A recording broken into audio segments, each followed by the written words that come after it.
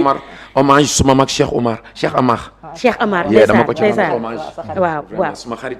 ayca Aliou Badara ñu bàyyi la nga découpé li nga xam ne moom moo di album bi. bon avant yaa Ndaga remix aussi. waaw mu ngi nii dama ci rendre ak Queen ak hommage King bi. sama référence Pape Bokar. yaag ñàpp rek. ñàpp rek. waaw bañ a bàyyi téye rek. d'accord ñàpp rek. bon en fait avant de parler même sur cet album. Je vais revenir un peu en arrière sur l'album Écoutez. Qui est sorti. Écoutez. C'est vrai. Qui est sorti il y a de cela pratiquement 2 ans. 2 ans. Oui. À travers cet album Écoutez aussi, on a vu des sonorités africaines et des sonorités occidentales à travers cet album. Tout à fait. bi nga xam ne moom def na ko. ak le célèbre titre bi nga xam ne ça a cartonné à l'époque. bi nga xam ni. Superman Love. Superman Love. Donc album boobu soo ko dégloo. nga déglu woon sonorité ya fa nekkoon nga xam ni c'était beaucoup de fusion et de mélange. ak album bi génn tey. c'est juste une continuité. waaw ça c'est vrai. c'est ça. je valide. si vous avez très bien. ça c'est vrai non man comme c'est gis naa loolu. c'est juste une continuité. Oui. tout à fait. et tout à l'heure parmi les titres. yi nga doon lim. bi ma ci gën a neex mooy Ndaga. ndeysaan. parce que Ndaga. c'est pas seulement un titre. mais c'est un hommage national. à Saloum Dieng. dëgg la dëgg la dëgg la dëgg la. en 2005. boo ko boole woon ko ci man sa de woy album. bi wallaay may dem Ndaga li ma ci bokk may rek dem ma ci neex. may Ndaga dem Njaay Gambie. Ali Seynabou ndeysaan. Ndaga Njaay ndeysaan. Ndaga. Ndaga la mag yow. waaw wallaay Ndaga ñu moom ñu ñëpp. waaw kon c'est-à-dire. ndeysaan. en 2005 boole woon nga ko ci benn album. dëgg la. en 2026. nga indiwaat ko. Ndaga Dëgg la. remix mu ngi noonu. ci benn ci beneen album. ndeysaan. kon je pense que ça prouve que ni Pape. non seulement malgré sa jeunesse. malgré son jeune âge. il puise toujours. ndeysaan. sur les anciens. waaw ça c'est vrai. et ça c'est vrai. ndeysaan. et aujourd'hui et c'est important c'est à important. préciser. c'est et important. ce qui fait la particularité de Pape. c'est sa polyvalence. Ouais. ndeysaan. parce que en 2014 l'album sorti en collaboration avec Universal Music. Paris-Dakar. Paris Si Dakar. vous avez bien écouté, le style musical, c'était très différent Ouais. avec ce qu'on a l'habitude d'entendre ci li Pape Diouf di def. C'était un album. mais il est unique. C'était un album spécialement dédié à l'occident. il est unique. Vous comprenez? Juste pour te parler carrément de la particularité de l'artiste. Ouais. Juste pour te parler de la polyvalence de l'artiste. D'accord. Donc, je pense que l'album qui vient de sortir Ah. est venu à son heure À et votre honneur. ça confirme encore une fois de plus la longévité de l'artiste. ça c'est vrai. Et ça aussi, c'est à saluer. Dis aussi, féliciter de passage le label Sobatel Music. Ouais. Parce que un jour Matar woo na ma fa invité ma ñëw. Il y a un album de Sidi Diop qui est sorti récemment il y a 2 ans où il y a le célèbre titre Feeling Pie. L'album s'appelle Siki Saka. Un album qui a été conçu, composé par Matar. Ouais. Récemment ah yow it kooku di gaynde ma demaat mu wanaat ma demaat kooku récemment gaynde la mu nag wanaat sama ma mag jooju. lu mu nam dara. récemment ma demaat mu wanaat ma beneen album bu war a génnaat boo xam ne c'est lui-même qui a paraphé les refrains. C'est juste pour dire que dans l'industrie musicale sénégalaise il y a des gens qui font d'excellents de travail. et un travail Ça, c'est vrai. remarquable. Ça c'est Donc, vrai. c'est bien aussi de le dire. le dire. Par exemple, aujourd'hui, nous avons 2 industries musicales. Par exemple, tey jii soo jëlee Prince Art nga jël Subatel Music nga jël Jerry Production. Jëri ngoone. Jerry Ngoné. Mais c'est des gens qui font d'excellents boulots à ce qui concerne le paysage musical. tout à fait. ça c'est vrai. Mais on a tendance aussi à voir que l'industrie musicale ba tey dafa des ay infrastructures yoo xam ne tey jii mën nañ ko mettre en place pour permettre à ces maisons de production de faire convenablement leur ça c'est travail. vrai. Aïcha. Donc revenir encore sur cet album parce que l'album là le mélange bi ci nekk ça va permettre à Pape Diouf de renouer avec son public sénégalais.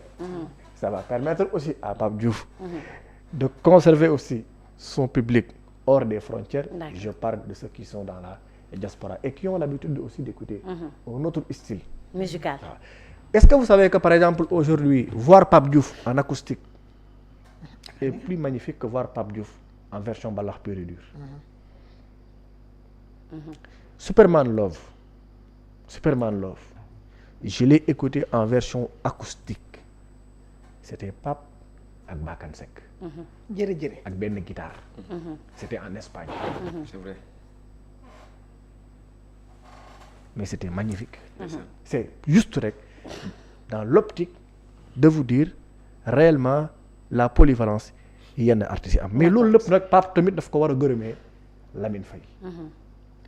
yal na ko yàlla yërëm moom le Lemzo Jamono parce que Lemzo Jamono. mu ngi dund baal ma kii laa ko jaawale ki ñu rendre hommage barki démb non pas Jimi Mbaye kii Faye waaw Adama Faye c'est ça parce que Habib Faye oui c'est ça parce que Lemzo Jamono c'était une école. oui daara. et Pape a eu l'opportunité et l'occasion d'aller à l'école. Effectivement. Avec Lamine Faye. Effectivement. Et il a eu à apprendre beaucoup de choses là-bas. Il l'a confirmé tout à l'heure à côté de son grand frère Amath Samb.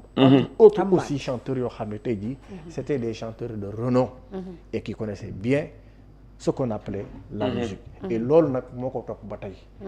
ba tax na tey Pape registre boo ko teg rek.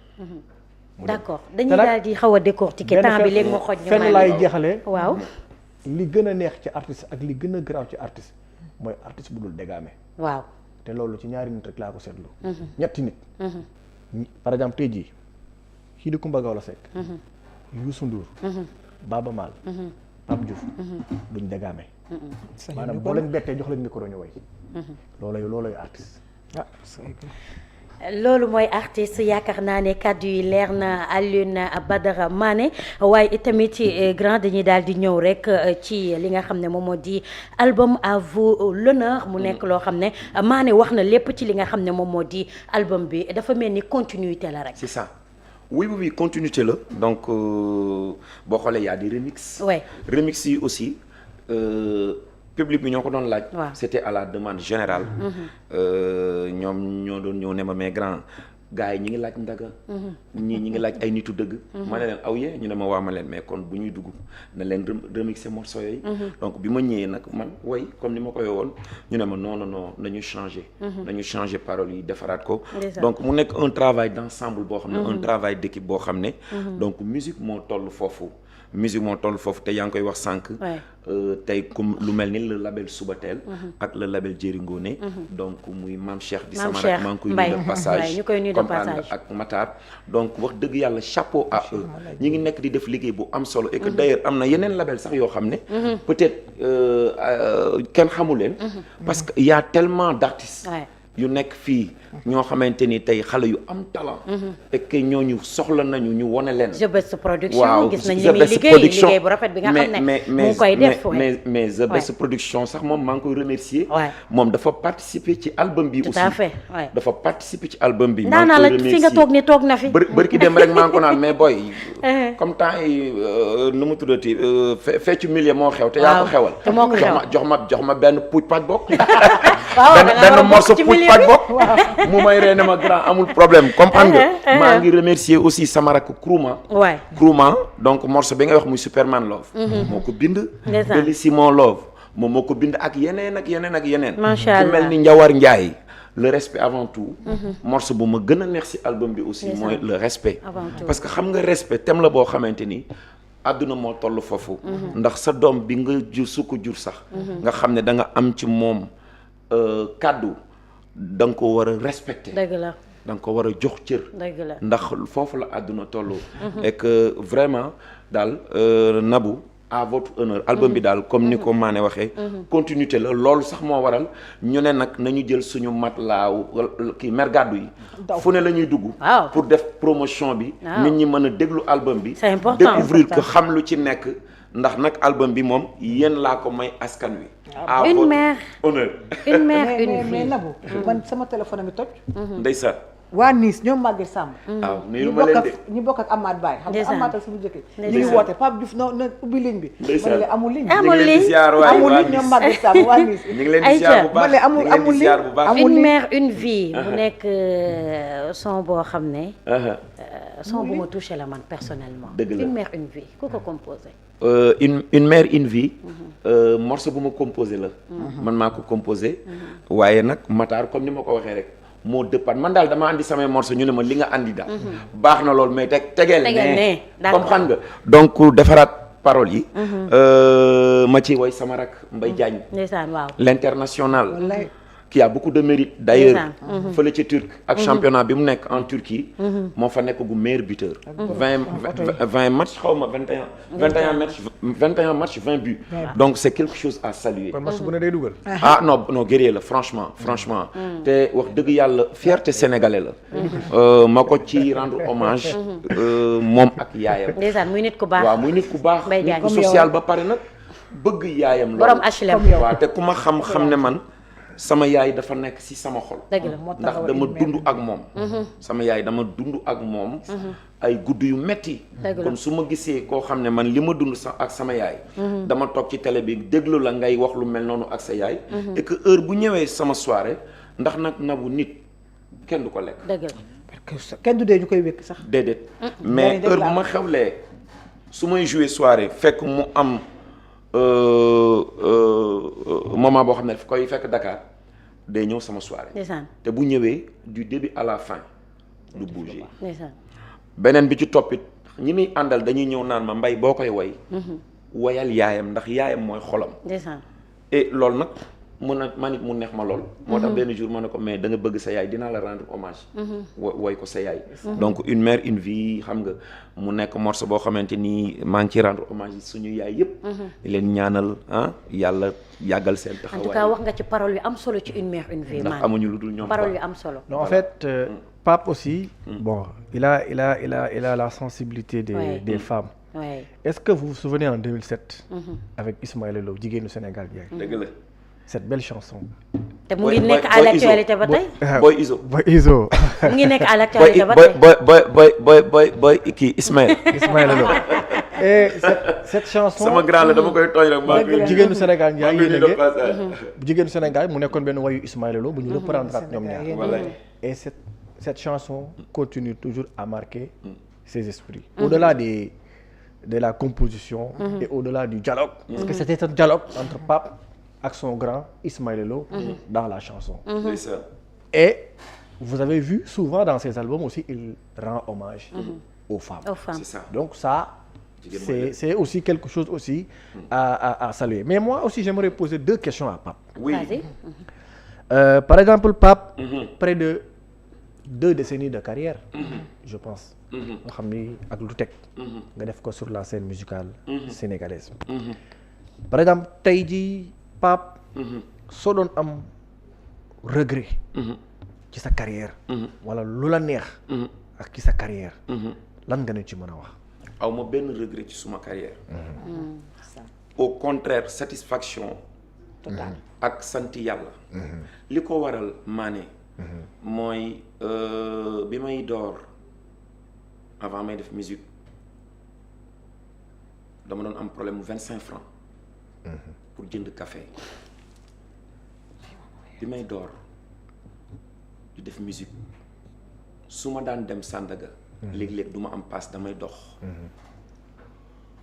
aller retour dama koy woy dama daan xëy du ma am lu ma ndékkee ma dem géej. yendu fa woy ba sonn gëmentu tëdd nelaw ci géej gi ba yeewu dem suñu kër. te doo lekk. non parce que tellement j'aimais la musique. donc tey alhamdulillahi rabbil alamin wër naa tuuti àdduna. am na ñu may bëggee. ñoo xam ne su ma jàkkaarloo ak ñoom damay xam ne ñi amuñu ci man sago. te tekkiwuma dara. sagaru nit rek laa. am ñoo xam ne mën nañ maa boot di ma jàngal woy ma xool sama parcours sama destin fi ma jaar saal yi ma dugg challenge yi ma jël. ay challenge yu doy waar mu wér ci lool ànd ceeg ñaanu waajur ñaanu sama njaboot fan si soppee xarit yi am di jàmm yi nga xam ne xaw ma leen sax bay wax ñi ma xam parce que nit ki booy positiver da ngay xool ne mënoon naa metti lool mais nag su ma xalaatee man fi ma jaar ak tey ji alhamdulillahi rabbil alamin damay sant yàlla jaar-jaar bu metti loolu sant la war a doon si doomu aadama maman boo jooyee rek damay jooy te da nga yàq émission bi mais Thiam bul yàq émission bi bul yàq émission bi jaar-jaar bu metti bul yàq émission bi formation lu si nit sam papa daf ma daan wax naan pap góor dëgg balaa sa góor di mat faaw nga jaar ci tukki wala nga dugg l'armée wala tobi bu ma mënee am mouchoir pour mère Thiam def prison mouchoir sama papa daf ma daan wax yooyu ne ma ñett yi baax na lool ci jaar-jaaru góor kon daan nga dajale ay guddi Ouais. doo lekk mais bien sûr mais c'est normal mais ñu bari dund nañ loolu mais loolu fierté la parce que léeg-léeg bukki dafa daan xiif ree ñu ne ko njuur looy ree mu ne dama xam ne regg a ngi ñëw bukki da daan rek lekk bu suur jooy ñu ne ko waaye moo njuur looy jooy mu ne damaa xam ne xiif a ngi ñëw ndeysaan yàlla moo tëggee noonu àdduna dëgg la waaye nag ñaar yi yàllaa ko yoral boppam mooy wërsëg ak ruu wërsëg ak ruu C'est yàllaa ko important. yoral boppam kon tey boo amee vécu jaar-jaar boo xam ne da nga naan am problème 25 francs pour jënd café juróomi dërëm waaw pour nga jënd café wala boo waroon dem di uti ay producteur da ngay dox doo am paas mais kon tey aw ma benn regret au contraire damay sant yàlla sunu borom bu baax dolli ko ci li ma ko santoon beneen bi mais moom a remonté foofu est-ce que nekkul tey looloo def tey ni nga mel parce que boo nee Pape nit ku responsable la boo nee Pape nit ku bëgg njaboot la boo nee Pape nit ku fonk jabaram la waaye boo nee Pape nit ku bëgg doomu aadama la parce que Pape Diouf dafa nekk artiste boo xam ne artiste la sur scène mais bu Pape Diouf wàccee beneen nit ngay gisee nit ku humble nit ku jovial nit koo xam ne tey xale mën na ko tardel ci li nga xam ne moom moo di mbedd bi en tant que ndaanaan est-ce que nekku looloo la forgé bon loolu bokk na ci mais man noonu lañ ma yaree d'accord man noonu lañ ma yaree suma papa yàlla na ko yàlla xare aljana dafa amoon caractère si njabootam bu la xoolee bu la masaan xool rek da ngay xam lim la wax parce que éducation de base dafa am solo si doomu aadama dëgg la benn ñaareel ba aussi ma nekk enfant de la rue tey li ma waroon tàng yëpp wala li ma waroon dëng yëpp def naa ko sama jeunesse bi ma nekkee xale ndax enfant de la rue laa woon parce que ci environnement bi ma juddoo yaroo fa la maa ngi juddoo usine ñaari tali foofu ku fa juddoo doo nekk ragal usine ñaari tali ko ñu bagaar ku fa juddoo munoo nekk ragal nga mottali sa yar ginnaaw raay ci banlieue bi jóge ginnaaw raay dem Parcelles Assainies jóge Parcelles Assainies delluwaat ñaari tali donc environnement boobu ku fa juddoo rek wala nga yaroo fa da ngay am formation mbedd mi te mbedd mi da ngay gis lu nekk donc soit da ngay yaru wala mara day taali donc nag sama papa yar ñu ci loolu waaye fi kër yi ma jaar yëpp aussi ñu yar ma ci modestie yar ma ci social parce que social weesuwul tey koñ bi nga dëkk kër gi ñii tey bu ñu añee du ñu reer ñii yàlla may na leen wërsëg ñee ndeysaan dañu am problème ñee yàlla may na leen wërsëg mais doo xam ku am ak ku amul koñ bi bu añ jotee ñëpp ñooy bokkandoo añ bu reer jotee ñëpp ñooy bokkandoo reer ñu ngi dimbalante social living bi mi ngi daw fréquentation bi football bi musique bi donc loolu bokk na ci li ma forgé ba nga xamante ni àdduna mënta neex ba ma yenu ko d'accord non mu nekk tamit lu raar lu ma gis ci yow parce que artiste yi boo waxee dans le cadre général dañ naan artiste du mboq parce que artiste amul kóllëre artiste amul fidélité mais fidélité bi Pape Diouf àndeek ay nitu démbaam fidélité bi Pape Diouf àndeek ñi nga xam ne ñoo di ay employés am fidélité bi Pape Diouf àndeek ñi nga xam ne ñoo di ay am di jàmmam ci lan la jóge waaw pour man nag artiste lu raar ci artiste rek mooy mbokk Nabou ndax li ko waral mooy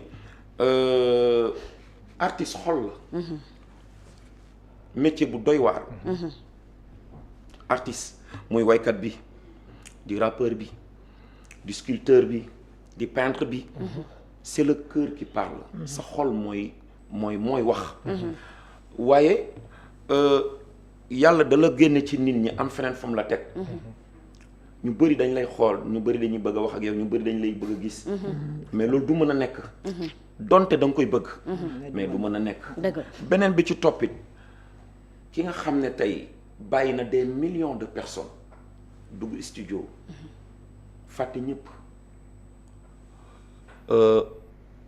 way la maanaam tudd sa tur kooku ba àdduna du tukki doo ko mës a mën a fay loo ko mën di defal nag ci àdduna doo ko mës a mën a fay loolu nag bu naan kóllëre rek loolu sax mooy kóllëre waaye boo nekkee artiste ku ñëpp tuf li nga tooy ku ñëpp tuf li da ngay tooy mais je pense que ni tey am na yoo xam ne xel rek mooy fatu mais dama gëm ni ki nga xam ne xol la yore li muy wax ci xolam lay génne di ko transmettre doomu aadama yi kooku mënoo nekk koo xam ne da ngay ñàkk kóllëre wala whatever waaye nag doomu aadama la mën a doon nit moom matul parce que kii jàpp na ma bàyyi na ma wala ñoo doon àndatunu loolu fu ne la am ndégam ñaar ñi yàlla boole ñuy sëy sax dinañ toll moment boo xamante ni dootuñu ànd loolu il faut doomu aadama buy dund di def loolu ci boppam tey da nga naan Nabou ñi ngi nekk tey mais gëm naa ni peut-être ëllëg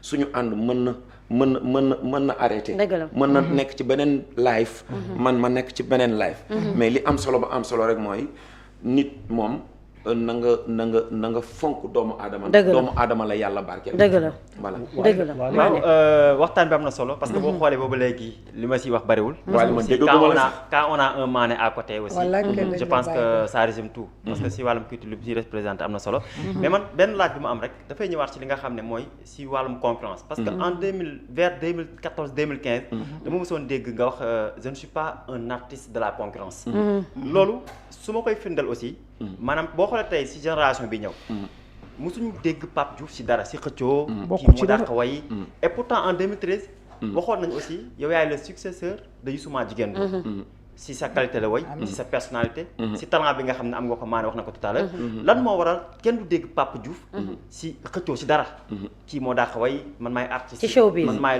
l'artiste comment dirais le musicien du peuple donc muy xëccoo wala concurrence bi nga xam ne am na si musique kenn musu see dégg Pape Diouf si dara lan moo waral lan moo mën a expliquer loolu waaw je pense que ni loolu yëpp rek fougue de jeunesse la fougue de jeunesse la parce que nit ku nekk ak ni ngay promouvoir sa bopp loolu aussi am na ñoo xamante ni peut-être ñoom seen yoon noonu la war a mel pour ñu promouvoir noonu seen bopp mais je pense que successeur nit yàlla rek moo ko xam man musique bi ma ciy dugg pour faj gàcce la parce que gis sentiroon naa ne yàlla am na lu mu def ci man et que même man juguma rek way donte dama ko donn si samay maam ma sentir na am na lu yàlla def si baat benn sidit bu nekk ci man ndax ni ma ko xamee ku suñu kër tabale yi fa la daan nekk dafa amoon daayira xaadir bu mag sama nijaay Cheikh Mondioba Ñing yàlla na yàlla guddal fanam ak ay rakam daan tëgg ay sabar donc tey ndaanaan yi ngay dégg Sénégal ñu mën a woy ba nekkatuñ fi ñenn ñi seen doom ñi ngi woy ñi nga xamante ni dañuy wayu xaadir wayu traditionnel suñu kër moo nekkoon siège bi donc ma nekk xale bu ndaw bu ñu mësaan ñëw yendu fa bu ngoonee bu ñu demee li ñu woy man dama koy woyantu wala ma nekk di woyantu donc ba bi may dem di woy sama premier single dañ ma jël ne ma il faut nga woy donc show ma ci woon noonu mais bi ma demee ba commencé woy ma sentir ne nag am na lu yàlla def ci man de est-ce que métier bi ñu ma dugal man su ma exploité woy bi li ma yéene samay waajur est-ce que du loolu muy ëpp doole que métier bi parce que j'étais tout petit même sama métier bi ma ko mënee pour ma dem ñu jox ma responsabilité chantier yu mag problème lay doon ba finalement day metti et que am na benn sidit bu yàlla def ci man naa ko exploité donc bi ma demee nag commencé def musique sama première tournée dama ñëw ne sama papa li ma am jële ko tournée dama ñëw jëndal ko frigo yaa ngi dégg jëndal ko pliant bu mag jëndal ko magnétophone ma ne ko papa mu ne ma ne ko bul joxeeti dépense. mu ne ma bul waxati loolu. sa baay kenn du ko bul joxeeti dépense. boo amee rek ñëwal jox ma. parce que xam nga boo nekkee xale da ngay digge ba loolu sax sama handicap la woon quoi. parce que dama naan sama papa suba naa la may temps fekk damay yaakaar dara. du ma ko am su ma ñëwee léegi nag dem ba gëmatuñ ma. sama papa naa ma non bul digge. boo amee rek defal ma ne ko non papa dogu naa ko. ndeysaan bëggatuma nga joxe dépense. yéene bi nga am parce que sama musique foofu laa ko teg que ni sama papa sonn na. man maay taawam bu góor. dama ko war a aw kut ko kut. yàlla may na ma benn tuyau boo xam ne tey commencé naa def carrière musique dugg naa Lemzo Jamono sama première tournée en Gambie. ñu ñëw jox ma benn enveloppe boo xam ne ma ne leen mais da ngeen juum wala. mu tiit ñu ne ma non sa cachet la yaa ko moom. ndeysaan jëraaf ni ma Pape Diouf def na. lu ko xew mu ne ma lii ak lii rek sama goro di jooy. ndeysaan ndax moom waxul dara yaayam. dafa sëy xam nga ñun ci askanu Ngéwël la ñu bokk. dafa am ay taal yoo xam ne duñ ñu boole ci dara. wala naan jéeg na caraxu. dëgg la sa doom màggee. da ngay coquette. moom xam ne dama koy wax. d'accord Mané waa sa deuxième question. ok d'accord non avant la question je vais juste faire une précision par rapport à sa question concernant